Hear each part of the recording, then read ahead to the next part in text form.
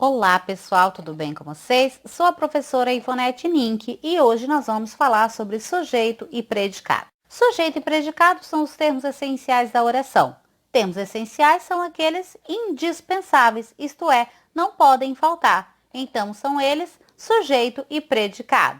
No entanto, há situações em que apenas um desses membros, o predicado, estará presente. Olhem os exemplos abaixo. Sujeito, riqueza. Qual é o predicado? A riqueza não traz felicidade. Outro exemplo. Sujeito, ele e ela estavam exaustos. A criança, o que aconteceu com a criança? Vibrou com o pequeno presente. E aí, por último, nós temos, não tem sujeito. Fizeram anotações e perguntas. Então, eu não tenho sujeito, mas eu tenho o predicado. Isso acontece algumas vezes também. Vamos ver isso detalhadamente e qual o nome que nós damos a esse tipo de sujeito. Então, o que é o sujeito? O sujeito é a pessoa ou o objeto a quem se atribui a ideia expressa pelo verbo. E o predicado, o que é? É tudo que se declara sobre o sujeito. O verbo sempre fica dentro do predicado. Então, nós temos ali, ó, a pequena flor recebia feliz os raios do sol. Olha, quem é o meu sujeito? Ah, eu estou falando alguma coisa ali dessa pequena flor. O que acontecia com ela? Ah, é o predicado. O que acontecia? Ela recebia feliz os raios do sol. E aí, mais uma frase também. Meus dois filhos moram longe de mim. Opa, quem é o sujeito? Quem é a pessoa que eu estou falando alguma situação? São os meus dois filhos. O que eu estou falando sobre ele? O que está sendo declarado sobre esses sujeitos? Que eles moram longe de mim. Então, o verbo fica sempre no predicado. Vamos ver ainda mais compassadamente, ok? Então, continuando. Como é que eu encontro o sujeito? Primeiro, eu tenho que descobrir o verbo da frase, né? Eu tenho que saber o que é verbo e vou encontrar ele dentro de uma frase. Como é que eu posso fazer isso? Uma opção é colocar os termos da oração na ordem direta. O que é isso? Ordem direta é como nós geralmente falamos. O menino chutou a bola. Isso é na ordem direta, né? Primeiro o sujeito e depois a informação, o que está sendo falado sobre esse sujeito. Aqui primeiro tem uma ordem inversa. O que tem aqui, ó? Aconteceu um acidente na esquina. Eu tenho que descobrir qual é o verbo. O que tem de verbo aí? Acidente é verbo? Esquina é verbo? Ou aconteceu, que é o verbo? Qual é a informação, a ação que está acontecendo aí? Aconteceu um acidente na esquina. Opa, então meu verbo é aconteceu. Opa, só que ele está primeiro. Então, eu tenho um predicado primeiro e o sujeito está por aí. Quem é o sujeito? Como é que eu vou descobrir ele? O que aconteceu? Ah, aconteceu um acidente. Então, eu estou falando o que aconteceu. Aconteceu o quê? O acidente. Então, colocando na ordem direta, um acidente aconteceu na esquina. Então, quem é o meu sujeito? Um acidente. Foi isso que aconteceu, ok? Quando você identifica o sujeito, o predicado será o restante da frase, tá? Identificou o sujeito, tudo que sobra é o predicado. Quais são as posições do sujeito na oração? Então, vamos lá. Na oração, os termos possuem uma sequência natural, que é aquilo que eu falei para vocês, é a ordem direta. No entanto, a língua oferece possibilidades de alguns termos aparecerem numa outra sequência, numa outra ordem, que é chamada de ordem inversa. E isso acontece com o sujeito. Ele pode aparecer em 3 posições na oração, dentro dessa frase que tem verbo, né? Então, primeira posição, esse sujeito pode estar antes do predicado. É uma sequência natural dos termos, chama-se ordem direta. Exemplo, o aluno. O que aconteceu com o aluno? Estudava atentamente. Então, o sujeito está primeiro e tudo que sobrou após o sujeito é o meu predicado. Esse sujeito também pode estar depois do predicado. É uma sequência não natural dos termos, chama-se ordem inversa. Exemplo, Estudava atentamente. Quem é que fazia a ação de estudar atentamente? Quem era? O aluno. E ele veio lá depois, lá no finalzinho da frase. Então, o aluno está depois do predicado, ok? É outra posição. E eu tenho ainda a situação que ele ocorre de estar no meio do predicado. É uma sequência também não natural dos termos e também chama-se ordem inversa. Olha aí, ó, eu tenho atentamente, né? Eu tenho o que está fazendo assim de modo atentamente? Ah, o aluno tá bem atento. Ele tá fazendo o que bem atento? Estudando. Então, atentamente, o aluno estudava a ação dele. Quem é o sujeito? O aluno está no meio da frase. Então, eu tiro esse sujeito, tudo que sobra é predicado. Ah, mas sobrou um pouco antes do sujeito e um pouco depois. Não tem problema. Sobrou, tirou o sujeito, sobrou, é predicado. Atentamente é predicado, estudava também é predicado. O meu sujeito, o aluno, ok? É a ordem no meio, só isso. E qual é o núcleo do sujeito? Primeiro, o que é núcleo? O núcleo de qualquer termo é sempre a palavra principal. No caso do sujeito, seu núcleo é a palavra, que está diretamente ligada ao conteúdo do predicado, mais especificamente mais ligada ao verbo. Então, vamos aqui ao exemplo. Eu tenho ali, ó, um gato de pelos longos. Opa, eu tenho aí um sujeito, né? O gato de pelos longos. O que é que fazia esse gato? Qual é a ação dele?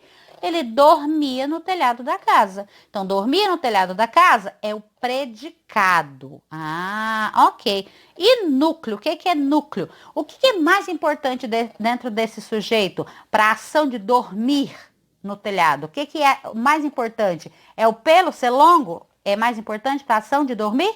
Ou é o sujeito praticando, o gato praticando a ação de dormir? É o gato. Então, núcleo, eu tenho um sujeito com várias informações e eu tiro uma palavra. Por quê? Porque ali é só o gato. O que o gato fazia? Dormia. Pronto, não importa se ele tinha pelo curto, pelo longo, quantos gatos eram. A parte mais importante que era gato e que dormia no telhado. Então, esse é o núcleo do sujeito. O outro exemplo embaixo. Meus 2 filhos moram longe de mim. Meus 2 filhos, o que eles fazem? Moram longe de mim. Qual que é a parte mais importante? O mais importante de morar longe é porque são meus? É porque são 2 ou porque são filhos? A parte mais importante é filhos. Então, essa é a parte principal, é o núcleo do sujeito. Resumindo o que nós vimos até agora, os termos essenciais da oração, quais são? Sujeito e predicado, ok? O que é o sujeito? É o termo de que se declara alguma coisa. E o que é o predicado? Aquilo que está sendo declarado a respeito do sujeito. Gente, sujeito não é só pessoa não, tá? Sujeito pode ser gato, pode ser casa, pode ser... É um ser, qualquer tipo de ser, tá? Pode ser sujeito de acordo com a frase, de acordo com o contexto. Outra informação importante que eu passei para vocês, não há oração sem predicado. Sem predicado não tem como. Só que existem as orações que elas são sem sujeito. Elas têm apenas o predicado. Como é que é isso? Olha o exemplo aí. Choveu muito esta semana. Pronto, choveu muito essa semana. Precisa de sujeito, um fenômeno da natureza? Não precisa. Por quê? É um fenômeno meteorológico, acontece naturalmente. Então, tem apenas o predicado. Não foi uma pessoa que foi lá e choveu. Foi um fenômeno natural. Então, agora vamos ver detalhadamente quais são os tipos de sujeito. Qual é a classificação deles? Eu tenho aí. Os filhos estão preocupados e insatisfeitos. Olha aí a informação. Eu tenho uma informação de que tem gente que está preocupada e está insatisfeito. Estar preocupado, esse é o verbo, né? E quem é que está preocupado? Quem é que está insatisfeito? Os filhos é que estão os filhos? Eita! Então, o que que eu encontrei aí? O meu sujeito da oração. Quais são? Os filhos. E qual é a parte mais importante disso aí? Filhos. Então, filhos é o núcleo do meu sujeito. Ah, e que tipo de sujeito é esse? Um sujeito simples. Ah, vamos para a definição. O que é um sujeito simples? É aquele que possui só um núcleo. Não, professora, não tem só um, não. Não tem, porque está falando que são os filhos. Então, não é só um, é mais que um. Não, gente, presta atenção. Eu estou falando de núcleo, de palavra principal. Não importa se ela está no singular ou no plural. Eu estou dizendo que é um núcleo, uma palavra. Isso é que é sujeito simples. Eu coloquei de propósito para vocês esses 3 desenhinhos aí e coloquei no plural, os filhos, tá? Porque não estou dizendo se é sujeito singular ou sujeito plural, não. Eu estou perguntando se é sujeito simples, porque tem só um núcleo, só uma palavra. Então, se tem só uma palavra, não tem que pensar se é singular ou se é plural. É apenas uma palavra, sujeito simples, um núcleo. Outro tipo de sujeito, outra frase. Ana e André resolveram visitar a casa do amigo. Quem é que resolveu visitar a casa do amigo? A Ana e o André também. Ah, então quem são os sujeitos da oração? É a Ana e também é o André, né? Eu tenho aí 2 sujeitos. Então, qual é o núcleo desse sujeito? Ana, vírgula, André. Tenho 2 sujeitos que vão à casa do amigo. Quantas palavras eu coloquei aí como núcleo? Eu coloquei 2 palavras. Então, não é um sujeito simples mais, porque eu não tenho apenas uma palavra. Eu tenho 2. É um sujeito composto. Sujeito composto é quando possui 2 ou mais núcleos, 2 ou mais palavras. Mais um tipo de sujeito. Ganhei o prêmio mais alto. Olha aí, ó, tem uma pessoa comemorando. Ganhei. Opa, a pessoa fez a ação de ganhar. O que que a pessoa ganhou? O prêmio mais alto. Tá, mas quem é que ganhou? O que que tá escrito ali? Onde é que tá o sujeito dessa frase? Se você ouve alguém falar ganhei, quem é que tá falando? Quem é o sujeito dessa frase? É a própria pessoa, é o eu. Eu ganhei o prêmio mais alto. Não está escrito, mas eu consigo perceber isso por meio do verbo. Por quê? Não seria correto eu falar nós ganhei o prêmio. Ele ganhei o prêmio. Então, eu consigo saber de acordo com o verbo. Então, o sujeito, ele não está escrito. Ele está oculto. Mas eu consigo identificar ele facilmente. E qual é o núcleo? Eu. Pronto. Eu sei quem é o sujeito, sei quem é o núcleo, ainda que ele não esteja escrito. Outro exemplo. Tomamos o pote todo de sorvete. Ah, é eu tomamos. Não, gente, não é eu tomamos, né? Quem é o sujeito agora oculto aí? Não está escrito, mas eu consigo descobrir facilmente quem é? Ah, ele tomamos. Não, nós tomamos o pote todo de sorvete. Não está escrito, mas eu consigo saber facilmente de acordo com a terminação do verbo. Então, vamos lá, mais um. Calvin, seu pai e eu vamos sair amanhã. Então, você vai ficar com uma babá. Oh, não, Rosalie, não. Eu chamei 8 pessoas e ela foi a única que aceitou. Chama mais alguém, chama mais alguém. Calvin, eu perdi 1 hora no telefone. Rosalins, tá bom? Bom, ela é uma megera num suéter colegial. Eu não estou pronto para morrer. Lembra-se da Amy? Ela só gargalhou quando liguei para ela. Eita, nós temos o Calvin aí numa situação, né? E aí eu peguei a primeira frase dessa tirinha aí. Qual é a primeira frase?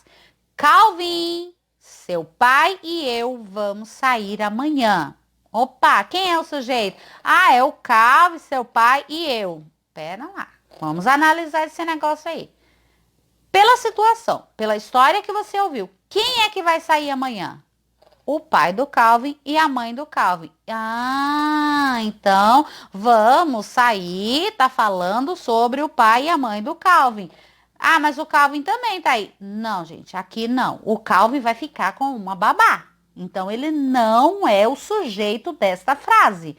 Por que é que eu chamei ele primeiro? Eu fiz um vocativo. Vocativo é isso, é o chamamento. Você chama a atenção da pessoa para ir falar o que você pretende. Diga assim, Maria, você vai sair amanhã? Então foi isso que eu coloquei aqui para vocês. A mãe do Calvin falou, Calvin, seu pai e eu vamos sair amanhã. Então o Calvin não é sujeito. Eu tenho sujeito seu pai e eu. Os núcleos mais importantes. Qual é a palavra mais importante? Pai, vírgula, eu. Duas palavras, dois núcleos. Tipo de sujeito composto. É aquele que possui dois ou mais núcleos. O Calvin é vocativo. Ele foi chamado para a conversa. Por isso que também se diz que o vocativo é um chamamento. Ele não vai sair, ele vai ficar com a babá. Então, continuando. Sujeito indeterminado. Não se quer ou não se pode identificá-lo na oração. Olha o exemplo. Contaram seu segredo para mim. Opa! Observe que o falante dessa frase, ele não sabe ou ele não quer determinar o sujeito que praticou a ação de contar o segredo. Quem será que contou o segredo? Não sei ou não quero falar. Então, para isso, ele empregou o verbo contar na terceira pessoa do plural, sem fazer referência a uma pessoa determinada. Quando eu faço isso, eu estou indeterminando o sujeito, ok? Ou porque eu não quero falar, ou porque eu não consigo. Olha o exemplo aí de baixo. Trabalha-se tranquilamente nessa empresa. Quem é que trabalha tranquilamente? Tem uma empresa enorme lá, mais de 1.000 funcionários. Quem é que está trabalhando tranquilamente? Eu não sei. Não é possível responder a essa pergunta. Ou seja, não consigo identificar quem é o sujeito, quem são os sujeitos. Então, o sujeito indeterminado acontece quando eu não quero falar ou quando eu não consigo identificar dentro daquela situação, dentro daquela frase. Mais um exemplo. Colocaram uma cesta com gatinhos na minha porta. Eles sabem que eu não resisto. Olha só, uma cesta cheia de gatinhos para vocês. Aí o que que ela faz? Adoro cestas. Puxa vida, deixou os gatinhos lá do lado de fora e foi guardar a cesta. Olha quanta cesta ela já ganhou, né? Triste a situação aí, né? E aí o exemplo, a frase que eu coloquei para vocês. Colocaram uma cesta com gatinhos na minha porta. Quem é que colocou essa cesta com gatinhos? Eu não sei. Se coloca na tua porta, se você não viu, você não sabe quem é que está fazendo isso, você consegue identificar quem é o sujeito que está praticando a ação de colocar a cesta? Não, não dá para saber. Então, também é um sujeito indeterminado. É aquele que não pode ser identificado pelo contexto, né? Deixar lá na porta, ou também não se quer identificar. Talvez ela até saiba quem é, mas ela não quer identificar para poder não parar de ganhar as cestas, já que para os gatinhos ela não dá muita importância não, né? Tá mais importando aí com as cestas mesmo. É uma situação complicada. Então, vamos continuar a nossa aula. A indeterminação do sujeito se dá por meio de dois procedimentos. Como é que eu posso indeterminar? Eu posso colocar o verbo na terceira pessoa do plural, sem fazer referência a nenhum ser, a nenhuma pessoa, a nenhum contexto antes, né? Então, eu só coloco na terceira pessoa do plural, né? Eu chego e digo bem assim, tomar o pote todo de sorvete. Eu não sei de onde eles estão falando, quem é que está falando. Então, tomaram. Quem é que tomou esse pote de sorvete? Eu não sei. Eu não fiz referência a ninguém antes. Eu não disse bem assim, ah, meus irmãos mais velhos ficaram em casa e aí tomaram o pote de sorvete. Não, não falei. Não dei nenhuma referência antes. Eu não contextualizei. Ah, lá em casa tá cheio de criança. Aí tomaram o pote de sorvete. Também não fiz isso. Então, eu indeterminei esse sujeito. Outro, com o verbo na terceira pessoa do singular, acompanhado do pronome se. Precisou-se de mais sorvete. Quem é que precisou de mais sorvete? Eu não sei. Eu não sei nenhuma pessoa antes, eu não sei qual é o contexto, eu não sei de nada. Então, precisou-se também é um sujeito indeterminado. Não é possível afirmar quem é que precisou de mais sorvete. A oração sem sujeito ou sujeito inexistente pode ocorrer nos seguintes casos. Aqui, ó, viu como já mudou? Agora é aquela oração que não tem sujeito. Não tem. Então, quando é que ela vai acontecer? Ela vai acontecer quando utilizar o verbo haver, usado no sentido de existir. Olha um exemplo aí. Há muita coisa para eu te contar. Então, esse verbo haver é uma oração que não tem sujeito. Esse verbo também pode ter o sentido de existir. Existia muita coisa para eu te contar. Então, professora, mas o sujeito aí não é o eu te contar? Não, estou falando do verbo haver no sentido de existir, tá? Então, isso é uma oração sem sujeito. O verbo existir, ele tem que concordar com o sujeito, tá? Quando ele estiver dentro de uma frase que isso tem sujeito. Existiam vários problemas. Então, eu preciso fazer a concordância dele, tá? Então, esse é um caso típico de oração sem sujeito. Vamos ver outros. Com verbos que indicam fenômeno da natureza, também não vai ter sujeito. Sujeito é quando alguém faz, pratica uma ação, sofre uma ação. Aqui, olha os exemplos. Fenômenos meteorológicos. Trovejou à noite. É um fenômeno natural. Não tem um ser responsável. Já é noite deste lado do planeta. Anoitecer, fenômeno natural. Faz sempre muito calor no litoral. Fazer calor também é natural. Está frio aqui também. Choveu a semana inteira. Então, sempre que for fenômenos da natureza, fenômenos meteorológicos, fenômenos naturais, não tem sujeito nessas orações, tá? Os verbos que indicam fenômeno da natureza são chover, nevar, gear, ventar, trovejar, relampejar, anoitecer, fazer, né, frio ou calor, entardecer e outros, tá? Não se referem a nenhuma pessoa, a nenhum ser ao qual o predicado está se referindo. Por isso que é uma oração sem sujeito. Os verbos são empregados impessoalmente. Não se refere a pessoa ou a nenhum ser. Outras observações importantes. Quando o verbo haver é empregado de forma pessoal, né, se referindo a alguma pessoa, a algum ser, concorda automaticamente com o sujeito. Eles haviam deixado a festa mais cedo. Então, qual é o sujeito dessa frase? Eles haviam deixado a festa mais cedo. Opa, eu tenho dois verbos aí. Eu tenho havia e tenho deixado. Quando eles estão juntos, esse verbo haver, ele vai funcionar como auxiliar. Eu poderia até trocar, ó. Eles deixaram a festa mais cedo. Então, isso é uma locução verbal que eu posso trocar por apenas um. E o verbo fica no plural por causa do sujeito eles, tá? E quando os verbos que denotam fenômenos da natureza são utilizados em sentido figurado, também vão concordar com o sujeito. Professora, o que é sentido figurado? Vamos entender aí. Choveram. Ah, tá. Choveram? Choveram hoje? Não, não.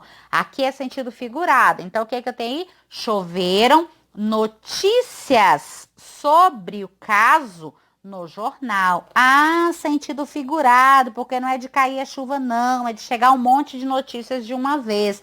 Isso mesmo. Então, é sentido figurado, porque não é o ato da chuva, e sim de chegar muitas notícias sobre determinado caso em um jornal, ok? Então, por isso que ficou no plural, para concordar com o sujeito que é notícias.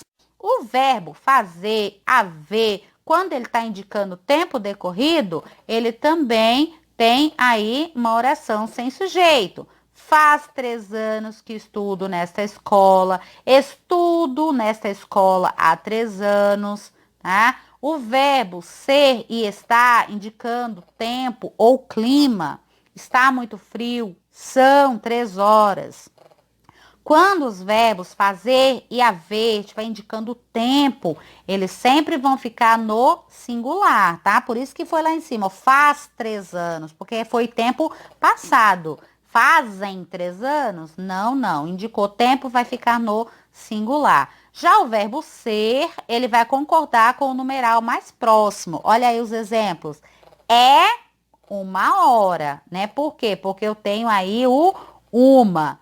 Eram 20 para a 1, também vai concordar com o numeral. São 4 horas e era 1 minuto para as 2. Então, o verbo fazer, haver, quando indica tempo decorrido, tempo passado, vai ficar no singular. E o verbo ser vai concordar com o numeral, quando se referir a numeral, ok? Então, essas eram as nossas informações, essa era a nossa aula de hoje.